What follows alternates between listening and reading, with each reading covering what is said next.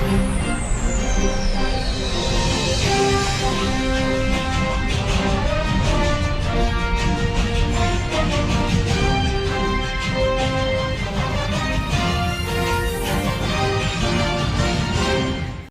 Radio USA ਸੁਣ ਰਹੇ ਸਾਰੇ ਹੀ ਸਰੋਤਿਆਂ ਨੂੰ ਪਿਆਰ ਭਰੀ ਸਤਿ ਸ੍ਰੀ ਅਕਾਲ। ਜੀ ਆਇਆਂ ਨੂੰ ਆਖਦੇ ਹਾਂ ਪ੍ਰੋਗਰਾਮ ਬਿਯੋਂਡ ਦਾ ਹੈਡਲਾਈਨ ਦੇ ਵਿੱਚ। ਮੈਂ ਰਾਜਕਨਵੀਰ ਸਿੰਘ, ਜੁੜ ਚੁੱਕੇ ਨੇ ਮੇਰੇ ਨਾਲ ਇਸ ਟਾਈਮ ਭਾਰਤ ਤੋਂ ਮਨਦੀਪ ਪੁਨੀਆ ਜੀ। ਮਨਦੀਪ ਪੁਨੀਆ ਜੀ, ਜੀ ਆਇਆਂ ਨੂੰ ਸਵਾਗਤ ਹੈ। ਸਤਿ ਸ੍ਰੀ ਅਕਾਲ ਜੀ। ਜੀ ਸ਼ੁਕਰੀਆ, ਸਤਿ ਸ੍ਰੀ ਅਕਾਲ ਰਾਜਕਨਵੀਰ ਜੀ। ਅੱਜ 24 ਅਕਤੂਬਰ ਦਿਨ ਹੈਗਾ ਜੀ ਸ਼ੁੱਕਰਵਾਰ। ਜਿਹੜੀਆਂ ਭਾਰਤ ਦੀਆਂ ਕੁਛ ਅਹਿਮ ਖਬਰਾਂ, ਪੰਜਾਬ ਦੀਆਂ ਕੁਛ ਅਹਿਮ ਖਬਰਾਂ ਦੇ ਉੱਤੇ ਨਜ਼ਰ ਮਾਰਾਂਗੇ। ਸ਼ੁਰੂਆਤ ਕਰਦੇ ਹਾਂ ਬਿਹਾਰ ਦੀਆਂ ਚੋਣਾਂ ਤੋਂ ਲੈ ਕੇ ਹੀ। ਮਨਦੀਪ ਜੀ, ਪ੍ਰਧਾਨ ਮੰਤਰੀ ਨੇ ਆਪਣਾ ਮੋਬਾਈਲ ਫੋਨ ਚਾਲੂ ਕੀਤਾ ਤੇ ਪੁੱਛਿਆ, ਕੀ ਤੁਹਾਨੂੰ ਲਾਲਟੇਨ ਦੀ ਲੋੜ ਹੈ? ਚਿਰਾਗ ਪਾਸਵਾਨ ਨੂੰ ਸਮਸਤੀਪੁਰ ਦੇ ਵਿੱਚ ਭਾਸ਼ਣ ਦੇਣ ਤੋਂ ਰੋਕਿਆ ਗਿਆ। ਤੇਜਸਵੀ ਨੇ ਤਾਨਾ ਮਾਰਿਆ ਵੀ ਫੈਕਟਰੀਆਂ ਗੁਜਰਾਤ 'ਚ ਜਿੱਤ, ਬਿਹਾਰ ਦੇ ਵਿੱਚ ਜਿੱਤ ਦੀ ਲੋੜ ਹੈ। ਹਾਂਜੀ, ਅੱਜ ਖਾਸਾ ਇੰਟਰਸਟਿੰਗ ਰਿਹਾ ਹੈ ਇਸ ਹਿਸਾਬ ਨਾਲ ਬਿਹਾਰ ਦੇ ਵਿਧਾਨ ਸਭਾ ਚੋਣਾਂ 'ਚ ਅੱਜ ਦਾ ਦਿਨ, ਕਿਉਂਕਿ ਅੱਜ ਨਰਿੰਦਰ ਮੋਦੀ ਬਿਹਾਰ ਗਏ ਹੋਏ ਸੀਗੇ। ਲਾਲਟੇਨ ਦਰਅਸਲ ਲਾਲੂ ਯਾਦਵ ਦੇ ਮੁੰਡੇ ਦੀ ਪਾਰਟੀ ਦਾ ਨਿਸ਼ਾਨ ਹੈ। ਲਾਲੂ ਯਾਦਵ ਦੀ ਜਿਹੜੀ ਪਾਰਟੀ ਹੈ RJD, ਰਾਸ਼ਟਰੀ ਜਨਤਾ ਦਲ, ਉਹਦਾ ਜਿਹੜਾ ਚੋਣ ਨਿਸ਼ਾਨ ਹੈ ਉਹ ਲਾਲਟੇਨ ਨੇ। ਤੇ ਇੱਕ ਥਾਂ ਤੇ ਉਹਨਾਂ ਨੇ ਆਪਣੀ ਆਪਾਂ ਕਹਿ ਲਈਏ ਕਿ ਫੋਨ ਦੀ ਟੋਰਚ ਜਗਾ ਕੇ ਕਿਹਾ ਕਿ ਹੁਣ ਲਾਲਟੇਨ ਦੀ ਕੀ ਲੋੜ ਹੈ। ਦੂਜਾ, ਨਰਿੰਦਰ ਮੋਦੀ ਨੇ ਉਹਨਾਂ ਨੂੰ ਕਿਹਾ ਕਿ ਇਹ ਮਹਾਗਠਬੰਧਨ ਨਹੀਂ ਹੈ। ਇੰਡੀਆ ਅਲਾਇੰਸ ਦਾ ਜਿਹੜਾ ਬਿਹਾਰ 'ਚ ਉਹਨੂੰ ਮਹਾਗਠਬੰਧਨ ਕਿਹਾ ਜਾਂਦਾ, ਮਹਾਲਠਬੰਧਨ ਹੈ। ਉਹਨਾਂ ਨੂੰ ਲਠੈਤ ਕਰਾਰ ਦਿਆ।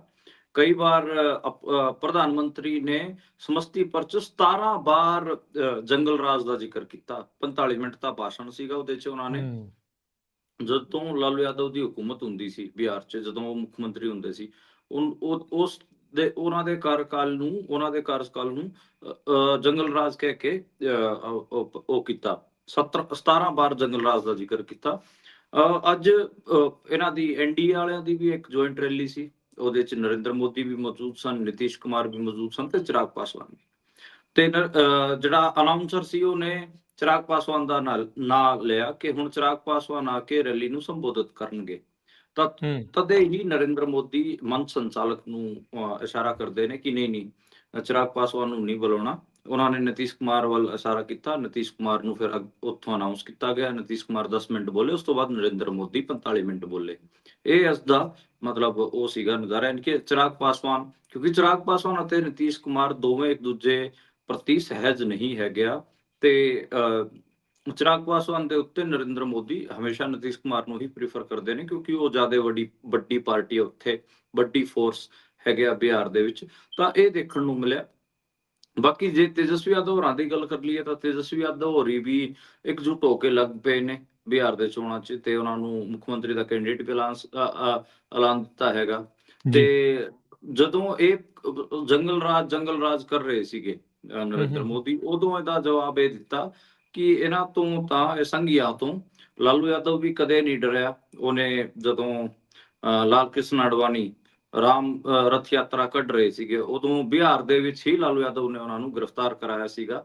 ਉਹਦਾ ਜ਼ਿਕਰ ਕਿਹਾ ਤੇ ਕਿਹਾ ਜੇ ਕਦੇ ਇਹਨਾਂ ਸੰਘੀਆਂ ਤੋਂ ਲਾਲੂ ਯਾਦਵ ਨਹੀਂ ਡਰਿਆ ਤਾਂ ਮੈਂ ਉਹਨਾਂ ਦਾ ਪੁੱਤਰ ਕਿਉਂ ਡਰਾਂਗਾ। ਇਹ ਗੱਲ ਉਹਨਾਂ ਵੱਲੋਂ ਕਹੀ ਗਈ। ਤੇ ਦੂਜਾ, ਉਹਨਾਂ ਨੇ ਕਿਹਾ ਕਿ ਇਹ ਤਾਂ ਗੁਜਰਾਤੀ ਆ ਕੇ ਬਿਹਾਰ ਨੂੰ ਰਨ ਕਰਨਾ ਚਾਹੁੰਦੇ ਨੇ। ਇਹਨਾਂ ਦੀ ਫੈਕਟਰੀ ਗੁਜਰਾਤ 'ਚ ਚਲਦੀਆਂ ਨੇ ਤੇ ਇੱਥੇ ਆ ਕੇ ਜਿੱਤ ਹਾਸਲ ਕਰਨਾ ਚਾਹੁੰਦੇ ਨੇ। ਦੂਜਾ ਮਤਲਬ ਦੇਖ ਰਿਹਾ ਕਿ ਜਿਹੜੀ RJD ਹੈ, ਲਾਲੂ ਯਾਦਵ ਹੋਰੀ ਨੇ, ਉਹ ਸਾਰੇ ਚੋਣ ਨੂੰ ਇਸ ਤੇ ਲੈ ਕੇ ਆ ਰਹੇ ਨੇ ਕਿ ਇਹ ਗੁਜਰਾਤ ਵਾਲੇ ਇਹ ਸੰਘੀ ਬਿਹਾਰ ਨੂੰ ਰੂਲ ਕਰਨਾ ਚਾਹੁੰਦੇ ਨੇ। ਤੇ ਉਹਦੇ 'ਚ ਉਹ ਜਿਹੜਾ ਪਿਛੜਾ, ਦਲਿਤ, ਮੁਸਲਮਾਨ, ਅਲਪਸੰਖਕ, ਘੱਟ ਗਿਣਤੀ ਵਾਲਾ, ਉਹ ਸਾਰਾ ਉਹ ਇੱਕ ਉਹਨੂੰ ਵੱਡੇ ਨੈਰੇਟਿਵ 'ਚ ਢਾਲਣ ਦੀ ਕੋਸ਼ਿਸ਼ ਕਰ ਰਹੇ ਨੇ ਤੇ ਇਹਨੂੰ ਲੜਾਈ ਨੂੰ ਉੱਥੇ ਲੈ ਕੇ ਜਾ ਰਹੇ ਨੇ। ਹੁਣ ਲਾਲੂ ਯਾਦਵ ਦੇ ਟਾਈਮ ਪੀਰੀਅਡ ਨੂੰ ਜੰਗਲ ਰਾਜ ਕਹਿਣਾ, ਇਹਦੇ 'ਚ ਥੋੜੀ ਪ੍ਰੋਬਲਮ ਹੈ, ਕਿਉਂਕਿ ਆਪਾਂ ਦੇਖਦੇ ਹਾਂ ਕਿ ਲਾਲੂ ਯਾਦਵ ਜਦੋਂ ਮੁੱਖ ਮੰਤਰੀ ਬਣਦੇ ਨੇ ਬਿਹਾਰ ਦੇ, ਇੱਕ ਤੋਂ ਉਹਨਾਂ ਦੀ ਸਿੱਧੀ ਜਿਹੜੀ ਟਕਰਾਹਟ ਆਪਾਂ ਨੂੰ ਦੇਖਣ ਨੂੰ ਮਿਲਦੀ ਹੈ ਕਿ ਜਿਹੜਾ ਉੱਥੇ ਸਵਰਨ ਜਿਹੜੀ ਜਾਤੀਆਂ ਸੀਗੀਆਂ, ਅਗੜੀ ਜਾਤੀਆਂ, ਉਹ ਉਹਨਾਂ ਦੇ ਖਿਲਾਫ ਹੁੰਦੀਆਂ ਨੇ।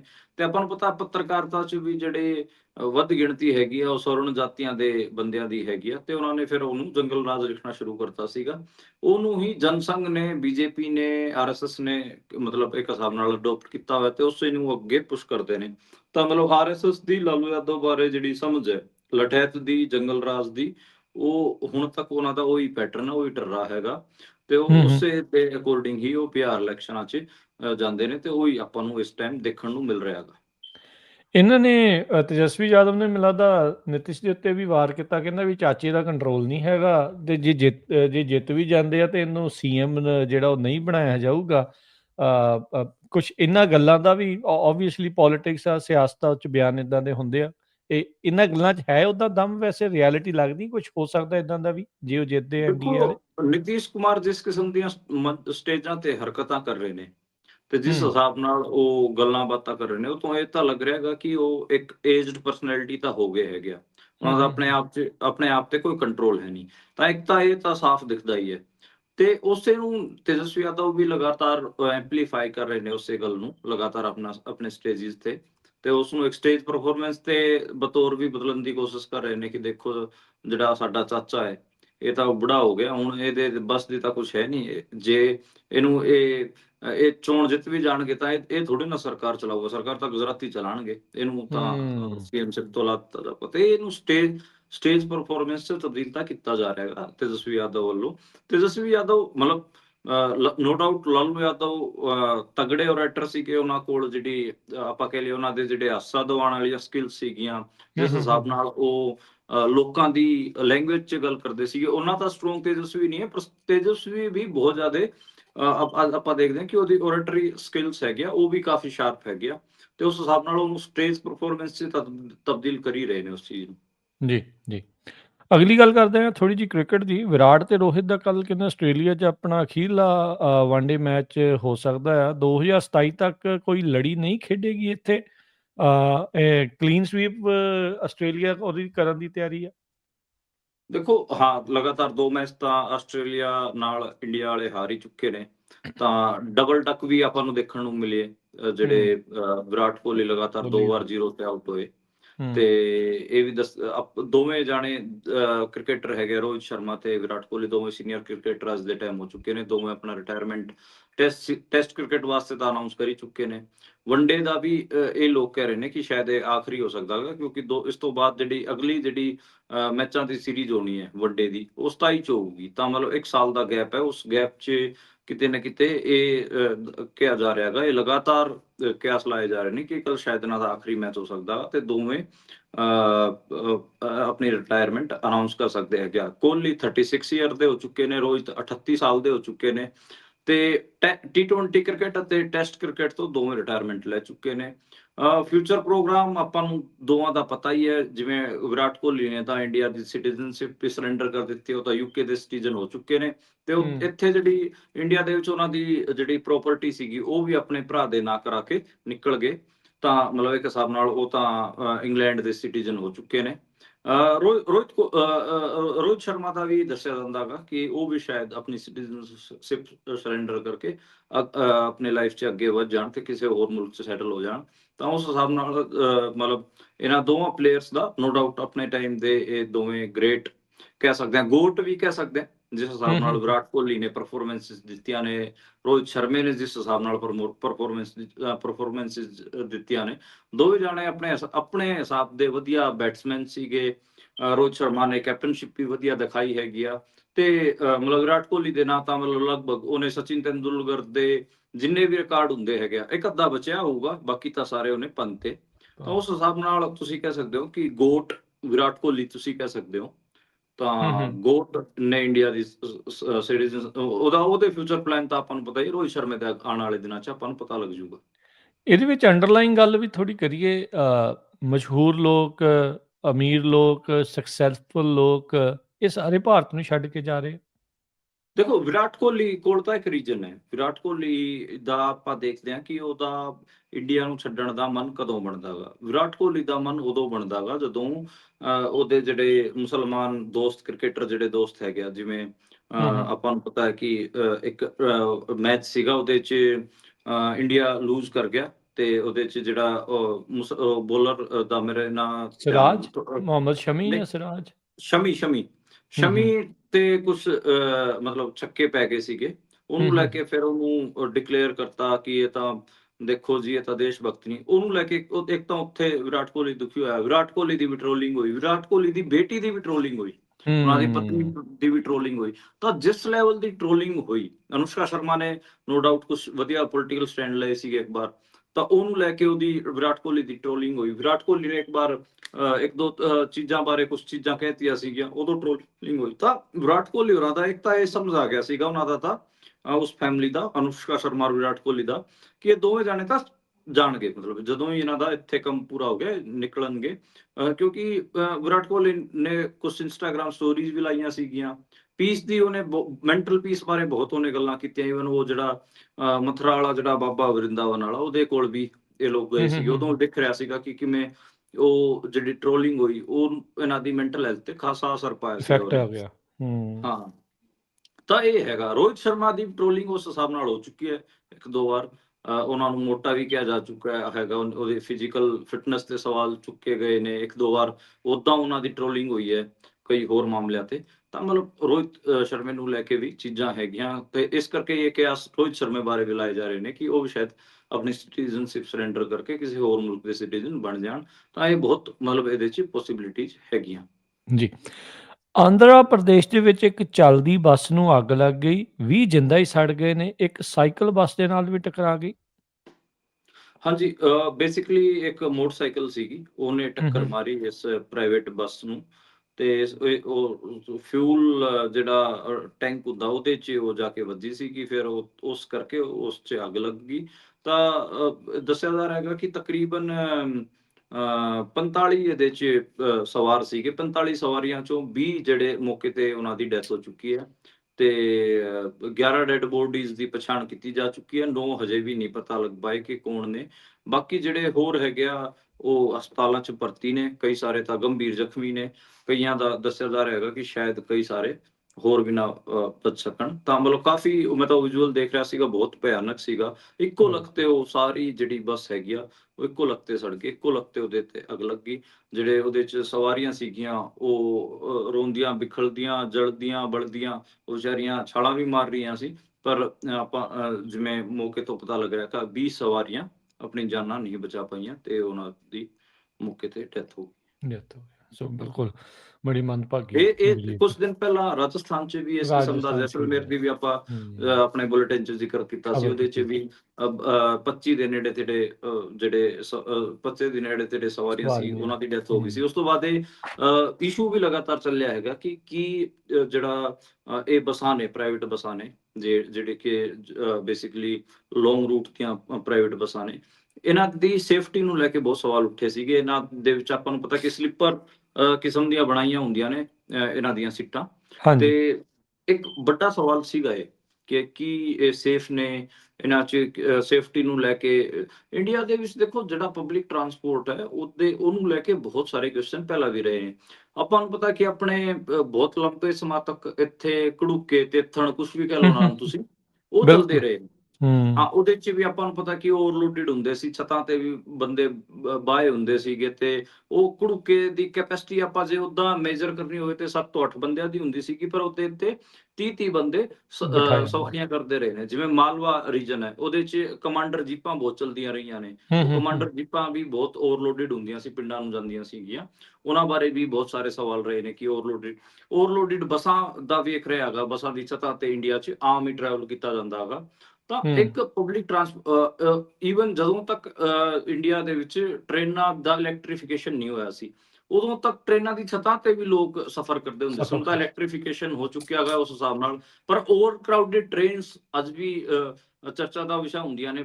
ਹਰ ਰੋਜ਼ ਹੀ ਮੈਂ ਤਾਂ ਦੇਖਦਾ ਹੁੰਦਾ ਹਾਂ ਕਿ ਟ੍ਰੇਨ ਤੋਂ ਡਿੱਗ ਕੇ ਕਿਸੇ ਦੀ ਮੌਤ ਹੋ ਗਈ, ਕੋਈ ਖਿੜਕੀ ਤੇ ਲਮਕਿਆ ਹੋਇਆ ਸੀਗਾ, ਕਿ ਕਿਸੇ ਦਾ ਕੋਈ ਪੈਰ ਫਿਸਲ ਗਿਆ, ਕਿਸੇ ਦੀ ਦਮ ਘੁੱਟ ਕੇ ਮੌਤਾਂ ਹੋ ਗਈਆਂ। ਹੁਣ ਬਿਹਾਰ ਨੂੰ ਜਿਹੜੀਆਂ ਟ੍ਰੇਨਾਂ ਜਾ ਰਹੀਆਂ ਨੇ ਛਠ ਪੂਜਾ ਨੂੰ ਲੈ ਕੇ, ਉਹਦੇ 'ਚ ਮਾਈਗ੍ਰੈਂਟਸ ਹੁੰਦੇ ਨੇ, ਉਹ ਬਹੁਤ ਉਹਨਾਂ 'ਚ ਓਵਰ ਕਰਾਊਡਡ ਹੁੰਦੀਆਂ ਨੇ। ਇੱਕ ਕਦੇ ਆਪਾਂ ਦੇਖਦੇ ਹਾਂ ਕਿ ਸਟੈਂਪੇਡ ਕਰਕੇ ਦਿੱਲੀ ਦਾ ਜਿਹੜਾ ਰੇਲਵੇ ਸਟੇਸ਼ਨ ਸੀ ਉਹਦੇ 'ਚ ਉੱਥੇ ਸਟੈਂਪੇਡ ਹੋਇਆ, ਸਟੈਂਪੇਡ 'ਚ ਕਿੰਨੇ ਲੋਕ ਮਾਰੇ ਗਏ, ਦਮ ਘੁੱਟ ਕੇ ਮਰਦੇ ਨੇ। ਤਾਂ ਮਤਲਬ ਇੱਕ ਪਬਲਿਕ ਟਰਾਂਸਪੋਰਟ ਓਵਰ ਕਰਾਊਡਡ ਹੈਗਾ ਇੰਡੀਆ ਦਾ, ਅਨਸੇਫ ਹੈਗਾ। ਇਹਨੂੰ ਲੈ ਕੇ ਖਾਸੀ ਗੱਲ ਮਤਲਬ ਜਿੰਨੀ ਹੋਣੀ ਚਾਹੀਦੀ ਉਨੀ ਨਹੀਂ ਹੁੰਦੀ, ਪਰ ਮਤਲਬ ਜਦੋਂ ਬੰਦੇ ਬਾਹਰ ਤੋਂ ਆਉਂਦੇ ਨੇ ਜਿੱਥੇ ਪਬਲਿਕ ਟਰਾਂਸਪੋਰਟ ਉਸ ਹਿਸਾਬ ਨਾਲ ਥੋੜਾ ਜਿਹਾ ਮੈਨੇਜਡ ਹੈਗਾ, ਉਹ ਲੋਕ ਤਾਂ ਇਹਨਾਂ ਨੂੰ ਦੇਖ ਕੇ ਹੈਰਾਨ ਹੁੰਦੇ ਹੀ ਨੇ। ਇਹ ਸਾਰੀਆਂ ਜੀ ਚੀਜ਼ਾਂ। ਆਪਣੇ ਪੰਜਾਬ ਵਾਲੇ ਵੀ ਜਦੋਂ ਦਿੱਲੀ ਉਤਰਦੇ ਆ ਇਹੀ ਲਗਜ਼ਰੀ ਬੱਸਾਂ ਦੇ ਵਿੱਚ ਜਿਹੜਾ ਆਉਂਦੇ ਆ, ਅਜੇ ਤੱਕ ਕੋਈ ਇਦਾਂ ਦੀ ਘਟਨਾ ਨਹੀਂ ਵਾਪਰੀ ਤੇ ਇਹੀ ਅਰਦਾਸ ਕਰਦੇ ਨਾ ਹੀ ਕੋਈ ਜਿਹੜੀ ਨਹੀਂ ਉਹ ਵਾਪਰੇ ਬਿਲਕੁਲ। ਵਾਪਰੇ। ਬਿਲਕੁਲ। ਅਗਲੀ ਮਨਦੀਪ ਜੀ ਗੱਲ ਕਰਦੇ ਹਾਂ, 112 ਦਵਾਈਆਂ ਦੀ ਗੁਣਵੱਤਾ ਜਾਂਚ ਕੀਤੀ ਗਈ ਤੇ ਉਹਦੇ ਵਿੱਚ ਉਹ ਅਸਫਲ ਰਹੀਆਂ, ਫੇਲ ਹੋ ਗਏ ਉਹਨਾਂ ਦੇ ਜਿਹੜੇ ਉਹ ਸੈਂਪਲ। ਛੱਤੀਸਗੜ੍ਹ ਦੇ ਵਿੱਚ ਨਕਲੀ ਦਵਾਈਆਂ ਵੀ ਜਿਹੜੀਆਂ ਉਹ ਮਿਲੀਆਂ ਆ। ਇਹ ਜਿਹੜੇ ਕੇਂਦਰੀ ਤੇ ਰਾਜ ਦੇ ਸਟੇਟ ਤੇ ਸੈਂਟਰ ਦੇ ਜਿਹੜੇ ਲੈਬਸ ਆ ਉਹਨਾਂ ਨੇ ਨਮੂਨਿਆਂ ਦੀ ਜਾਂਚ ਕੀਤੀ ਸੀਗੀ, ਸੈਂਪਲਸ ਦੀ। ਦੇਖੋ ਜਦੋਂ ਤੋਂ ਮੱਧ ਪ੍ਰਦੇਸ਼ 'ਚ ਉਹ ਖਾਂਸੀ ਦੀ ਦਵਾਈ ਵਾਲਾ ਕਾਂਡ ਹੋਇਆ ਗਾ, ਜਿਹਦੇ 'ਚ ਆਪਾਂ ਨੂੰ ਪਤਾ ਕਿ ਮਰਨ ਵਾਲੇ ਬੱਚਿਆਂ ਦੀ ਸੰਖਿਆ 40 ਤੱਕ ਪਹੁੰਚ ਚੁੱਕੀ ਹੈ, 40 ਬੱਚਿਆਂ ਦੀ ਡੈਥ। ਉਹ ਤਾਂ ਆਫੀਸ਼ੀਅਲ ਰਿਕਾਰਡ ਤੇ ਹੈਗੀ ਆ, ਅਨਰਿਕਾਰਡਡ ਤਾਂ ਪਤਾ ਨਹੀਂ ਹੈ ਕਿੰਨੀਆਂ ਮੌਤਾਂ ਹੋਣਗੀਆਂ। ਸੈਂਕੜਿਆਂ ਬੱਚੇ ਹੁਣ ਵੀ ਕਿਡਨੀ ਫੇਲੀਅਰ ਹੋਰ 10 ਕਿਸਮ ਦੀਆਂ ਬਿਮਾਰੀਆਂ ਨੂੰ ਲੈ ਕੇ ਉਹ ਹਸਪਤਾਲਾਂ 'ਚ ਭਰਤੀ ਨੇ। ਉਸ ਤੋਂ ਬਾਅਦ ਇੱਕ ਆਪਾਂ ਕਹਿ ਲਈਏ ਕਿ ਸੈਂਟਰਲ ਸਟੇਟ ਲੈਬਸ ਨੇ ਟੈਸਟਿੰਗ ਸ਼ੁਰੂ ਕੀਤੀ ਦਵਾਈਆਂ ਦੀ। 112 ਦਵਾਈਆਂ ਫੇਲ ਹੋ ਗਈਆਂ। ਕਿੰਨੀਆਂ ਜਸਟ ਤਾਂ ਇਮੇਜਿਨ। ਨਕਲੀਆਂ, ਮਤਲਬ ਸੋਚੋ ਜੇ ਕੋਈ ਬੰਦਾ ਬਿਮਾਰ ਹੁੰਦਾ ਗਾ, ਉਹ ਰੈਮੇਡੀਜ਼ ਵਾਸਤੇ ਮਤਲਬ ਇਲਾਜ ਵਾਸਤੇ ਵਿਚਾਰਾ ਡਾਕਟਰ ਕੋਲ ਜਾਂਦਾ ਗਾ, ਡਾਕਟਰ ਆਪਣੇ ਮਾਮੂਲੀ ਕੱਟ ਵਾਸਤੇ ਇਹ ਨਕਲੀਆਂ ਦਵਾਈਆਂ ਡਾਕਟਰ ਦੇ ਰਹੇ ਸੀਗੇ। ਤੇ ਦੇਖੋ ਹੁਣ ਦੇਖ ਲਓ। ਕਿੰਨਾ ਮਤਲਬ ਇੰਡੀਆ ਦੇ ਵਿੱਚ ਮਤਲਬ ਜਿਵੇਂ ਆਪਾਂ ਕਈ ਵਾਰ ਵਰਕ ਪਲੇਸਿਸ ਦੀ ਗੱਲ ਕਰਦੇ ਹਾਂ, ਵਰਕ ਪਲੇਸਿਸ ਸੇਫ ਨਹੀਂ ਹੈਗੇ। ਜੇ ਬੰਦਾ ਬਿਮਾਰ ਹੋ ਜਾਵੇ ਤਾਂ ਇਹ ਦਵਾਈਆਂ ਦੇਖੋ ਜੀ, 112 ਦਵਾਈਆਂ ਨਕਲੀਆਂ ਮਿਲ ਰਹੀਆਂ ਨੇ, ਉਹਨਾਂ ਦੀ ਸੈਂਪਲਿੰਗ ਫੇਲ ਹੋ ਰਹੀ ਹੈ। ਉਹ ਮੱਧ ਪ੍ਰਦੇਸ਼ 'ਚ ਬੱਚਿਆਂ ਦੀ ਕਫ ਸਿਰਫ ਨੂੰ ਲੈ ਕੇ ਕਿੰਨਾ ਵੱਡਾ ਕਾਂਡ ਹੋਇਆ ਗਾ। ਤਾਂ ਮਤਲਬ ਇੱਕ ਇਹ ਤਾਂ ਹੈ ਮਤਲਬ ਨੋ ਡਾਊਟ ਇੱਕ ਵੱਡੀ ਪਾਪੂਲੇਸ਼ਨ ਹੈ ਇੰਡੀਆ ਦੇ ਵਿੱਚ। ਸਾਊਥ ਏਸ਼ੀਆ ਮਤਲਬ ਇੰਡੀਆ ਕੀ ਸਾਊਥ ਏਸ਼ੀਆ ਹੀ ਸਾਰਾ ਪਾਕਿਸਤਾਨ ਬਾंग्लादेश ਜਿਹੜਾ ਇਲਾਕਾ ਗਾ ਇਹ ਭਰਿਆ ਪਿਆ। ਮੋਸਟ ਡੈਂਸ ਪੋਪੂਲੇਟਿਡ ਇਲਾਕਾ ਗਾ ਇਹ। ਆਪਾਂ ਨੂੰ ਮਤਲਬ ਹੈਗਾ ਇਹ ਪਤਾ ਹੀ ਹੈ। ਕੰਸੀਡਰੇਸ਼ਨ ਹੈਗਾ। ਪਰ ਉਸ ਤੋਂ ਬਾਵਜੂਦ ਕਿ ਤੁਸੀਂ ਮਤਲਬ ਇਹ ਥੋੜੀ ਨਾ ਕਿ ਤੁਸੀਂ ਹੈਲਥ ਵਰਗੀਆਂ ਮਤਲਬ ਸੈਂਸਿਟਿਵ ਇਸ਼ੂਜ਼ ਤੇ ਵੀ ਤੁਸੀਂ ਇਸ ਕਿਸਮ ਦੀ ਖਿਲਵਾੜਾ ਕਰੋਗੇ ਕਿ ਦਵਾਈਆਂ ਹੀ ਨਕਲੀਆਂ ਤੁਹਾਡੀ ਮਾਰਕੀਟ 'ਚ ਚੱਲ ਰਹੀਆਂ ਨੇ। ਤਾਂ ਇਹ ਤਾਂ ਕਾਂਡ ਉਦੋਂ ਫੜੇ ਗਏ ਨੇ ਜਦੋਂ ਮਤਲਬ ਆਪਣੇ ਸਾਹਮਣੇ ਮਤਲਬ ਬੱਚਿਆਂ ਦੀ ਡੈਥਸ ਆ ਗਈਆਂ, ਸੈਂਸਿਟਿਵ ਮੁੱਦੇ ਛਿੜ ਗਏ। ਨਹੀਂ ਤਾਂ ਹਾਂਜੀ। ਮਤਲਬ ਮੈਨੂੰ ਲੱਗਦਾ ਇਹ ਚਲਦੀਆਂ ਰਹਿਣੀਆਂ ਸੀਗੀਆਂ। ਜੀ। ਅਗਲੀ ਗੱਲ ਕਰੀਏ ਮਨਦੀਪ ਜੀ, ਮੋਹਾਲੀ ਵਿੱਚ 5 ਮੁੰਡਿਆਂ ਨੂੰ ਕੱਪੜੇ ਲਾਹ ਕੇ ਕੁੱਟਿਆ ਗਿਆ, ਸੜਕ ਦੇ ਵਿਚਕਾਰ ਕੁੱਕੜ ਵਾਂਗ ਖੜਾ ਕੀਤਾ ਗਿਆ, ਫਿਰ ਡੰਡਿਆਂ ਨਾਲ ਕੁੱਟਿਆ ਗਿਆ। ਸੋ ਕੀ ਇਹ ਪੂਰਾ ਮਾਜਰਾ ਜੀ? ਹਾਂਜੀ, ਸੋਸ਼ਲ ਮੀਡੀਆ ਤੇ ਇੱਕ ਵੀਡੀਓ ਵਾਇਰਲ ਹੋਈ ਹੈ ਜਿਹਦੇ 'ਚ ਮੁਹਾਲੀ ਬੇਸਿਕਲੀ ਮੁਹਾਲੀ ਦੇ ਵਿੱਚ ਜ਼ੀਰਕਪੁਰ ਇੱਕ ਥਾਂ ਪੈਂਦੀ ਹੈ, ਜ਼ੀਰਕਪੁਰ ਦਾ ਵੀਆਈਪੀ ਰੋਡ ਦਾ ਮਾਮਲਾ ਦੱਸਿਆ ਜਾ ਰਿਹਾ ਹੈਗਾ। ਉੱਥੋਂ ਦਾ ਇਹ ਵੀਡੀਓ 5 ਬੱਚਿਆਂ ਤੇ ਉਹ ਸਾਰੇ ਨਾਬਾਲਿਗ ਨੇ, ਜਿਹੜੇ ਬੱਚੇ ਨੇ ਮਾਈਨਰ ਨੇ, 18 ਸਾਲ ਤੋਂ ਘੱਟ ਦੀ ਉਮਰ ਦੇ ਨੇ। ਉਹਨਾਂ ਨੂੰ ਨੰਗਾ ਵੀ ਕੀਤਾ ਗਿਆ, ਕੱਪੜੇ ਖਿਲਾਏ ਗਏ, ਡੰਡੇ ਦੇ ਜ਼ੋਰ ਤੇ ਉਹਨਾਂ ਨੂੰ ਕੁੱਟਿਆ ਵੀ ਗਿਆ ਤੇ ਉਹਨਾਂ ਨੂੰ ਮੁਰਗਾ ਵੀ ਬਣਾਇਆ ਗਿਆ, ਕੁੱਕੜ ਮੁਰਗਾ ਬਣਾ ਕੇ ਮਤਲਬ ਬਹੁਤ ਵੀਡੀਓਜ਼ ਉਹਨਾਂ ਦੇ ਬਣਾਏ ਗਏ, ਸੋਸ਼ਲ ਮੀਡੀਆ ਤੇ ਵਾਇਰਲ ਵੀ ਕੀਤੇ ਗਏ, ਭੀਖ ਮੰਗਾਈਆਂ ਗਈਆਂ। ਤੇ ਮਾਮਲਾ ਤੁਹਾਨੂੰ ਪਤਾ ਕਿਸ ਚੀਜ਼ ਦਾ ਸੀਗਾ? ਮਾਮਲਾ ਸੀਗਾ ਬਿਸਕਿਟ ਚੋਰੀ ਕਰਨ ਦਾ। ਦੱਸੋ। ਹੁਣ ਭੁੱਖ ਬੱਚਿਆਂ ਨੂੰ ਉਹ ਜਿਹੜੇ ਬੱਚੇ ਸੀਗੇ ਉਹ ਗਰੀਬ ਬੈਕਗ੍ਰਾਉਂਡ, ਮਤਲਬ ਉਹ ਵੀਡੀਓ ਤੇ ਤੋਂ ਵੀ ਸਮਝ ਆ ਰਹੇ ਨੇ ਕਿ ਬੱਚੇ ਵਿਚਾਰੇ ਗਰੀਬ ਪਰਿਵਾਰਾਂ ਦੇ ਨੇ। ਇੱਕ ਬਿਸਕਿਟ ਦਾ ਪੈਕੇਟ ਚੋਰੀ ਕਰਕੇ ਉਹ ਖਾ ਲਿਆ। ਦੁਕਾਨਦਾਰ ਨੇ ਇਸ ਕਿਸਮ ਦਾ ਸਲੂਕ ਕੀਤਾ ਹੈਗਾ ਤੇ ਬਹੁਤ ਇਨਹਿਊਮੇਨ ਆਪਾਂ ਉਸ ਹਿਸਾਬ ਨਾਲ ਕਹਿ ਸਕਦੇ ਹਾਂ। ਖਾਸ ਕਰ ਆਪਾਂ ਨੂੰ ਪਤਾ ਕਿ ਇਸ ਕਿਸਮ ਦੇ ਜਿਹੜੇ ਸ਼ਿਕਾਰ ਹੁੰਦੇ ਨੇ, ਕਿਉਂਕਿ ਜੇ ਤੁਸੀਂ ਫਾਈਨੈਂਸ਼ੀਅਲ ਹਾਲਾਤਾਂ ਦੀ ਗੱਲ ਕਰੋ ਤਾਂ ਗਰੀਬ ਹੁੰਦੇ ਨੇ, ਕਾਸਟ ਦੀ ਗੱਲ ਕਰੋਗੇ ਤਾਂ ਦਲਿਤ, ਆਦਿਵਾਸੀ ਜਾਂ ਫਿਰ ਡੀਐਨਟੀਜ਼, ਪਿਛੜੇ ਉਹ ਜਾਤੀਆਂ ਦੇ ਇਹ ਵਿੱਚ। ਬੱਚੇ ਵੀ ਹਾਂ ਉਹਨੇ ਕਮਿਊਨਿਟੀਜ਼ ਤੋਂ ਮਿਲਣਗੇ। ਤਾਂ ਮਤਲਬ ਕਾਫੀ ਇਨਹਿਊਮੇਨ ਹੈ। ਪੁਲਿਸ ਨੇ ਹਜੇ ਕੋਈ ਫੜੋ-ਫੜੀ ਕੀਤੀ ਨਹੀਂ ਹੈ। ਪੁਲਿਸ ਮੈਂ ਦੇਖ ਰਿਹਾ ਸੀਗਾ ਕਿ ਪੁਲਿਸ ਦਾ ਇੱਕ ਸਟੇਟਮੈਂਟ ਸੀਗਾ, ਕਹਿ ਰਹੀ ਕਿ ਅਸੀਂ ਜਾਂਚ ਕਰ ਰਹੇ ਹਾਂ, ਅਸੀਂ ਦੇਖਾਂਗੇ। ਇਹ ਸਾਫ਼ ਤਾਂ ਨਜ਼ਰ ਆ ਰਿਹਾ ਕਿ ਉਹ ਵੀਆਈਪੀ ਰੋਡ ਦਾ ਵੀਡੀਓ ਹੈਗਾ, ਜ਼ੀਰਕਪੁਰ ਦੇ ਦੁਕਾਨਦਾਰਾਂ ਦੀ ਜਿਹੜਾ ਉਹ ਦੁਕਾਨਦਾਰ ਦਿਖ ਰਿਹਾ ਹੈਗਾ, ਜਿਹੜਾ ਉਹਨੂੰ ਬੱਚਿਆਂ ਨੂੰ, ਉਹਦਾ ਵੀ ਸਾਫ਼ ਸਾਰਾ ਫੋਟੋ ਸਾਰਾ ਕੁਝ ਨਜ਼ਰ ਆ ਤਾਂ ਰਿਹਾ। ਉਹਦੇ 'ਚ ਕਲੀਅਰ ਹੈਗਾ। ਫਿਰ ਤੁਸੀਂ ਕੀ ਹੂੰ। ਜਾਂਚ ਕਰੋਗੇ? ਘੱਟੋ ਘੱਟ ਜਾ ਕੇ ਫੜੋ।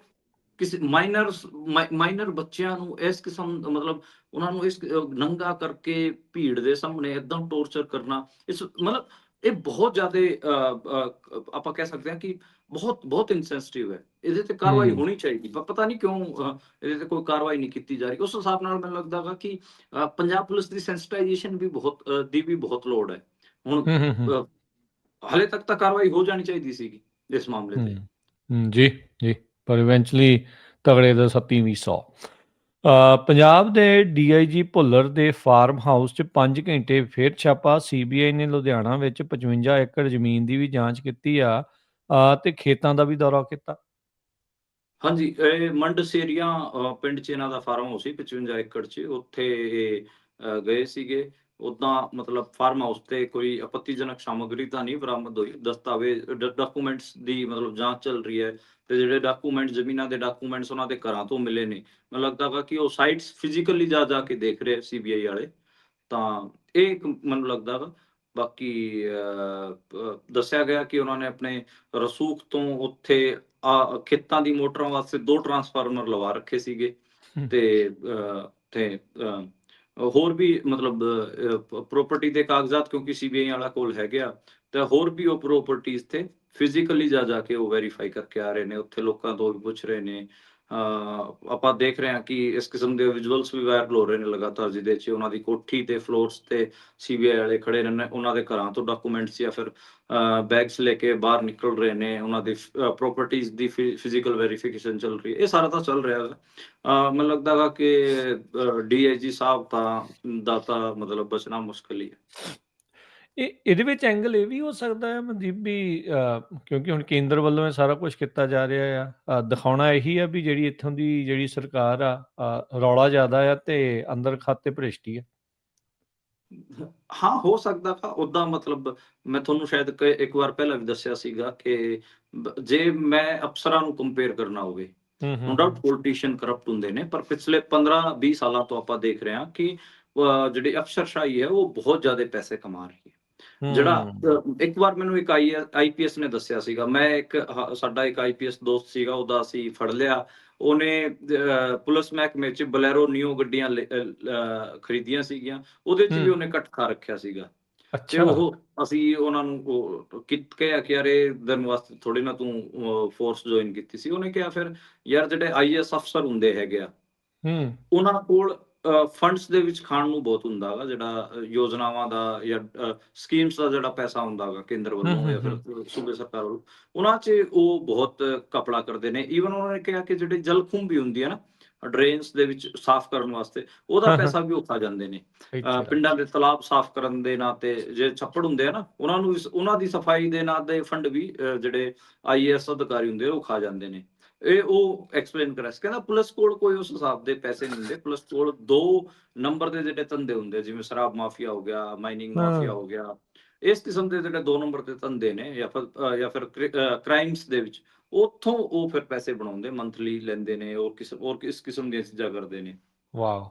ਤਾਂ ਸੋ ਇਹ ਇਹ ਜਿਹੜਾ ਹੈਗਾ ਮਤਲਬ ਡੀਆਈਜੀ ਸਾਹਿਬ ਜਿਹੜੇ ਹੈਗੇ ਆ, ਤਾਂ ਮਤਲਬ ਪੈਸਾ ਤਾਂ ਸਮਝ ਹੀ ਆ ਰਿਹਾ ਹੈਗਾ ਜਿਸ ਹਿਸਾਬ ਨਾਲ ਮੰਥਲੀ ਵਸੂਲਣ ਉਹ ਇੱਕ ਸਕ੍ਰੈਪ ਕਾਰੋਬਾਰੀ ਤੋਂ ਗਏ ਸੀਗੇ। ਹੂੰ, ਹੂੰ, ਹੂੰ, ਤਾਂ ਹੂੰ, ਹਾਂ, ਹਾਂ ਤਾਂ ਉਹ ਹੈ, ਠੀਕ ਹੈ। ਮਤਲਬ ਸਰਕਾਰ ਬੇਸਿਕਲੀ ਦੇਖੋ, ਪੰਜਾਬ ਵਾਲੇ ਕੇਸ 'ਚ, ਹਰਿਆਣੇ ਵਾਲੇ ਕੇਸ 'ਚ ਮੈਨੂੰ ਲੱਗਦਾ ਵਾ ਕਿ ਜਿਹੜੇ ਇਹ ਅਫਸਰ ਨੇ, ਇਹ ਪੋਲੀਟੀਸ਼ੀਅਨਸ ਤੋਂ ਵੀ ਵੱਧ ਸ਼ਾਰਪ ਨੇ ਤੇ ਵੱਧ ਮਲਾਈਆਂ ਖਾ ਰਹੇ ਨੇ, ਵੱਧ ਇਹ ਨੁਕਸਾਨ ਕਰਦੇ ਨੇ। 84 'ਚ ਆਪਾਂ ਨੂੰ ਪਤਾ ਹੀ ਹੈ, 84 ਤੋਂ ਹਾਂਜੀ, ਬਾਅਦ ਹੂੰ, 97 ਤੱਕ ਦਾ ਜੇ ਤੁਸੀਂ ਦੌਰ ਉਹਨਾਂ ਦੇਖੀਏ। 13 ਸਾਲਾਂ ਨੂੰ ਸਟੱਡੀ ਕਰੋਗੇ ਤਾਂ ਤੁਹਾਨੂੰ ਪਤਾ ਲੱਗ ਜੂਗਾ ਕਿ ਪੁਲਿਸ ਆਪਣੇ ਆਪ 'ਚ ਹੀ ਮਤਲਬ ਲੀਡਰੀ ਉਹਨੇ ਸਾਂਭੀ ਹੋਈ ਸੀ। ਨੋ ਡਾਊਟ ਡੀਜੀਪੀ ਜਿਹੜਾ ਉਸ ਟਾਈਮ, ਜਿਹਨੂੰ ਬੁੱਚੜ ਕਿਹਾ ਜਾਂਦਾ ਹੈਗਾ ਕੇਪੀਐਸਸੀ ਹੂੰ, ਵੱਲੋਂ, ਹੂੰ, ਬੁੱਚੜ ਨੇ ਹੀ ਸਾਰਾ ਕੁਝ ਸਾਂਭਿਆ ਹੋਇਆ ਸੀਗਾ। ਉਸ ਤੋਂ ਇਲਾਵਾ ਹੋਰ ਵੀ ਪੁਲਿਸ ਵਾਲੇ ਸੀ ਜਿਨ੍ਹਾਂ ਨੂੰ ਖਾੜਕੂਆਂ ਨੇ ਟੰਗਿਆ ਵੀ, ਜਾਂ ਫਿਰ ਕਈਆਂ ਨੂੰ ਤਾਂ ਸੁਸਾਈਡ ਕਰਨਾ ਪਿਆ। ਹੁਣ ਕਈ ਸਾਰੇ ਜਾਣੇ ਸੀਬੀਆਈ ਦੀ ਅਦਾਲਤਾਂ ਤੋਂ ਮਤਲਬ ਉਹਨਾਂ ਨੂੰ ਸਜ਼ਾਵਾਂ ਵੀ ਹੋ ਰਹੀਆਂ ਨੇ, ਸਾਰਾ ਕੁਝ ਹੈ।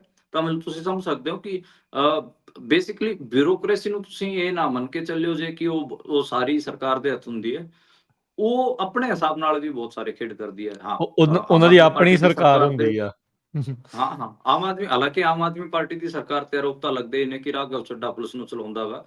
ਤੇ ਹੂੰ, ਇਹਦੇ 'ਚ ਤਾਂ ਮਤਲਬ ਫਰਦਰ ਇਨਵੈਸਟੀਗੇਸ਼ਨ ਹੋਣੀ ਚਾਹੀਦੀ ਕਿ ਡੀਆਈਜੀ ਭੁੱਲਰ ਨੂੰ ਕਿਉਂਕਿ ਰੋਪੜ ਰੇਂਜ ਉਸ ਹਿਸਾਬ ਨਾਲ ਇਕਨੋਮਿਕਲੀ ਖਾਸੀ ਸਟਰੋਂਗ ਰੇਂਜ ਮੰਨੀ ਜਾਂਦੀ ਸਟਰੋਂਗ ਹੈ, ਆ। ਕਿਉਂਕਿ ਹੂੰ, ਚੰਡੀਗੜ੍ਹ ਦੇ ਨੇੜੇ ਹੈਗੀ ਆ, ਤੇ ਇੰਨੀ ਹਾਂਜੀ। ਅਹਿਮ ਪੋਸਟਿੰਗ ਕਿਵੇਂ ਮਿਲੀ ਕਿ ਹੂੰ, ਉਹ ਉੱਤੇ ਵੀ ਪੈਸੇ ਪਹੁੰਚਾਉਂਦੇ ਹੈਗੇ ਸੀਗੇ। ਇਹ ਵੀ ਮਤਲਬ ਹਾਂ। ਜਾਂਚ ਦਾ ਵਿਸ਼ਾ ਤਾਂ ਹੈ ਹੀ।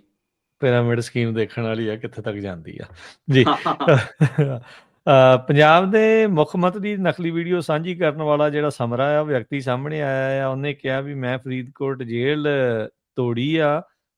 3-4 ਮਾਮਲੇ ਦਰਜ ਹਨ ਉਹਦੇ ਉਲਟ, ਤੇ ਫੇਸਬੁੱਕ ਤੋਂ ਕਹਿੰਦੇ ਵੀ ਸਮੱਗਰੀ ਹਟਾਈ ਗਈ ਹੈ। ਹਾਂ, ਮਤਲਬ ਥੋੜਾ ਫੁਕਰੀ ਕਿਸਮ ਦਾ ਹੀ ਵੀਡੀਓ ਸੀਗਾ। ਆਹ, ਮਤਲਬ ਮੈਂ ਉਹ ਵੀਡੀਓ ਦੇਖਿਆ, ਮੈਨੂੰ ਲੱਗਿਆ ਕਿ ਮਤਲਬ ਅਜੀਬ ਹੀ ਹੈ। ਹਾਲਾਂਕਿ ਉਹਨੇ ਇੱਕ ਆਰੋਪ, ਗੰਭੀਰ ਆਰੋਪ ਪੰਜਾਬ ਪੁਲਿਸ ਤੇ ਲਾਇਆ। ਉਹਨੇ ਕਿਹਾ ਕਿ ਜਦੋਂ ਤੋਂ ਮੈਂ ਪੋਸਟ ਕੀਤੀਆਂ ਹੈਗੀਆਂ, ਉਸ ਤੋਂ ਬਾਅਦ ਮਹਿਲਾਵਾਂ ਨੂੰ ਜਾ ਕੇ, ਮੇਰੇ ਪਿੰਡ ਜਾ ਕੇ, ਮੇਰੇ ਘਰਾਂ 'ਚ ਜਾ ਕੇ ਮਹਿਲਾਵਾਂ ਨੂੰ ਪਰੇਸ਼ਾਨ ਕਰ ਰਹੀ ਹੈ ਪੰਜਾਬ ਪੁਲਿਸ। ਉਹਨਾਂ ਦਾ ਇਸ ਕੇਸ ਨਾਲ ਕੋਈ ਲੈਣਾ ਦੇਣਾ ਨਹੀਂ ਹੈ, ਤੇ ਮੈਂ ਤਾਂ ਫਰੀਦਕੋਟ ਜੇਲ੍ਹ ਬ੍ਰੇਕ ਕਰਕੇ ਆਇਆ, ਤੇ ਹੁਣ ਮੈਂ ਬਾਹਰ ਬੈਠਾ ਗਾ, ਮੇਰੇ ਨਾਲ ਕਰੋ ਜਿਹੜਾ ਟਾਕਰਾ ਕਰਨਾ ਵਾ। ਹੂੰ। ਮਤਲਬ ਅਜੀਬ ਹੀ ਹੈ। ਇਹ ਮੇਰਾ ਕੁਛ ਨਹੀਂ ਵਿਗਾੜ ਸਕਦੇ, ਤੇ ਇਹ ਗੱਲ ਕਹੀ ਹੈ, ਤੇ ਉਹਨਾਂ ਨੇ ਕਿਹਾ ਕਿ ਉਹਦੇ ਜੇ ਵਿੱਚ ਤਾਂ ਦਾਅਵੇ ਗੁਰੂ ਸਾਹਿਬ ਦੀਆਂ ਤਸਵੀਰਾਂ ਤੋਂ, ਸੰਤਾਂ ਦੀ ਤਸਵੀਰ ਨੂੰ ਲੈ ਕੇ ਵੀ ਜਿਹੜਾ ਉਹ ਕਈ ਕਰ ਰਿਹਾ ਹੈ ਇਦਾਂ। ਉਹ ਥੋੜਾ ਬਕਵਾਸ ਜ਼ਿਆਦਾ ਕਰ ਰਿਹਾ ਹੈਗਾ। ਮਤਲਬ ਹਜੇ ਹੂੰ, ਮੈਨੂੰ ਲੱਗਦਾ ਵਾ ਕਿ ਉਸ ਨੂੰ ਪਤਾ ਨਹੀਂ ਕਿ ਕਿਸ ਹਿਸਾਬ ਨਾਲ ਮੋਟੀਵੇਟਿਡ ਹੈ, ਜਾਂ ਉਹੀ ਚਵਲਾ ਮਾਰ ਰਿਹਾ ਹੈਗਾ। ਹੂੰ, ਪਰ ਚੀਜ਼ਾਂ ਦੱਸੀ। ਕਾਫੀ ਮਤਲਬ ਵਿਵਾਦਿਤ ਚੀਜ਼ਾਂ ਨੇ ਖਾਸੀ। ਜੀ, ਜੀ, ਜੀ। ਤਰਨਤਾਰਨ ਉਪ ਚੋਣ ਦੀ ਗੱਲ ਕਰ ਲਈਏ। 5 ਉਮੀਦਵਾਰਾਂ ਨੇ ਆਪਣੀਆਂ ਨਾਮਜ਼ਦਗੀਆਂ ਵਾਪਸ ਲੈ ਲਈਆਂ। ਮੁੱਖ ਮੰਤਰੀ ਨੇ ਕਿਹਾ ਬਾਜਵਾ ਨੇ ਰਾਵੀ ਪਾਰ ਤੋਂ ਸੋਨੇ ਦੇ ਬਿਸਕੁਟ ਮੰਗਵਾਏ ਆ। ਹਾਂ, ਮਤਲਬ ਅੱਜ ਉਹ ਉੱਥੇ ਚੋਣ ਪ੍ਰਚਾਰ ਵਾਸਤੇ ਸੀਗੇ, ਭਗਵੰਤ ਮਾਨ ਹੁਣੀ। ਉਹਨਾਂ ਹੂੰ, ਨੇ ਪਹਿਲਾਂ ਤਾਂ ਡਿਪਟੀ ਸੀਐਮ ਸਾਬਕਾ ਡਿਪਟੀ ਸੀਐਮ ਸੁਖਬੀਰ ਬਾਦਲ ਨੂੰ ਘੇਰਿਆ। ਉਹਨਾਂ ਹੂੰ, ਨੇ ਫਿਰ ਲੀਡਰ ਆਫ ਆਪੋਜੀਸ਼ਨ ਪ੍ਰਤਾਪ ਬਾਜਵੇ ਨੂੰ ਘੇਰਿਆ। ਪ੍ਰਤਾਪ ਬਾਜਵੇ ਦੇ ਕੇ ਅੱਗੇ ਸੋਨੇ ਦੇ ਬਿਸਕਿਟਾਂ ਦਾ ਕੰਮ ਸ਼ੁਰੂ ਕੀਤਾ ਸੀ, ਤੇ ਰਾਵੀ ਪਾਰ ਇਹ ਬਿਸਕਿਟ ਮੰਗਵਾਉਂਦਾ ਹੁੰਦਾ ਸੀਗਾ। ਤੇ ਇਸ ਤੋਂ ਹੀ ਇਹਨੇ ਜਿਹੜੀ ਕਰੋੜਾਂ ਦੀਆਂ, 2-2 ਕਰੋੜ ਦੀਆਂ ਜਿਹੜੀਆਂ ਗੱਡੀਆਂ ਲਈਆਂ ਹੋਈਆਂ ਨੇ ਲਗਜ਼ਰੀ, ਉਹ ਇਹਨੇ ਇਸੇ ਪੈਸੇ ਤੇ ਲਈਆਂ ਹੋਈਆਂ ਨੇ। ਕੋਟਕਪੂਰੇ ਵਾਲੇ ਮਾਮਲੇ ਨੂੰ ਉਹਨਾਂ ਨੇ ਛਾਲਿਆ, ਤੇ ਸੁਖਬੀਰ ਬਾਦਲ ਤੇ ਆਰੋਪ ਲਾਏ, ਬਰਗਾੜੀ ਦੇ ਵੀ, ਤੇ ਕੋਟਕਪੂਰੇ ਵਾਲੇ ਵੀ।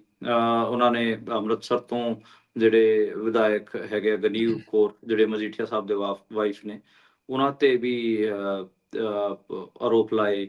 ਉਹਨਾਂ ਤੇ ਵੀ ਨਿਸ਼ਾਨਾ ਸਾਧਿਆ। ਤਾਂ ਇਹ ਸੀਗਾ ਅੱਜ। ਬਾਕੀ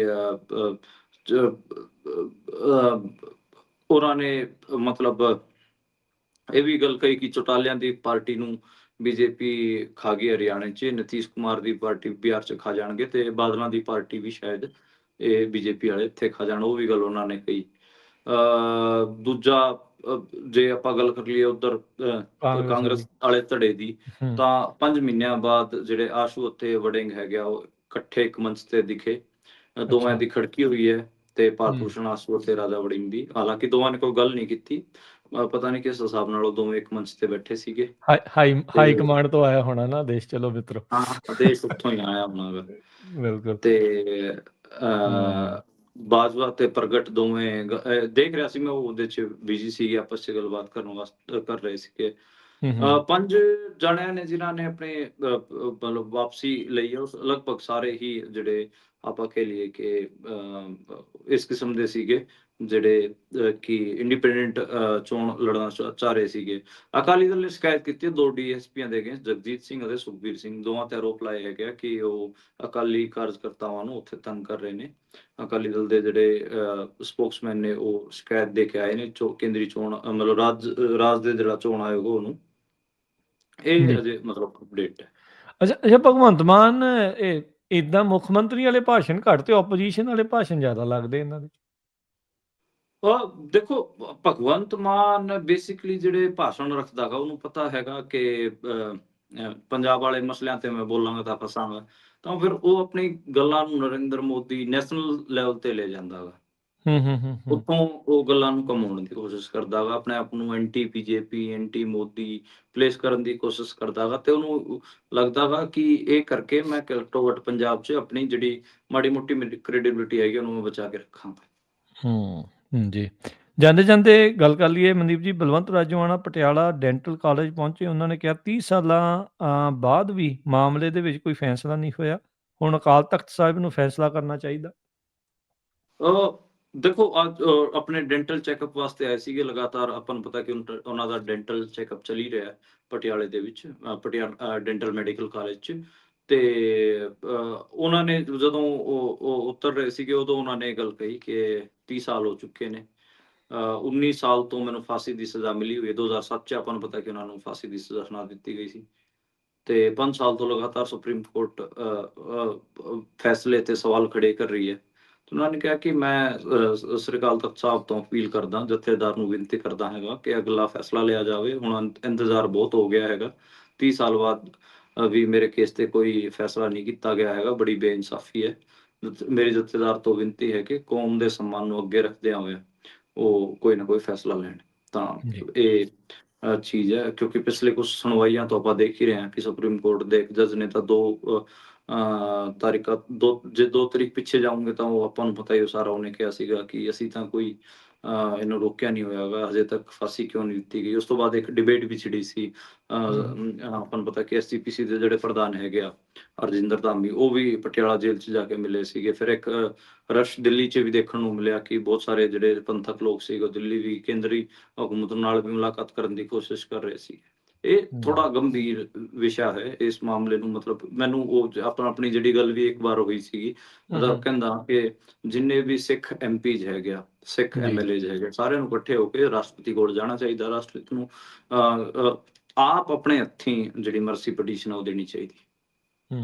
ਜੀ ਮਨਦੀਪ ਜੀ, ਬਹੁਤ ਬਹੁਤ ਧੰਨਵਾਦ, ਬੜੀ ਮਿਹਰਬਾਨੀ। ਮਿਲਦੇ ਹਾਂ ਅਗਲੀ ਵਾਰੀ। ਸਤਿ ਸ਼੍ਰੀ ਅਕਾਲ ਜੀ।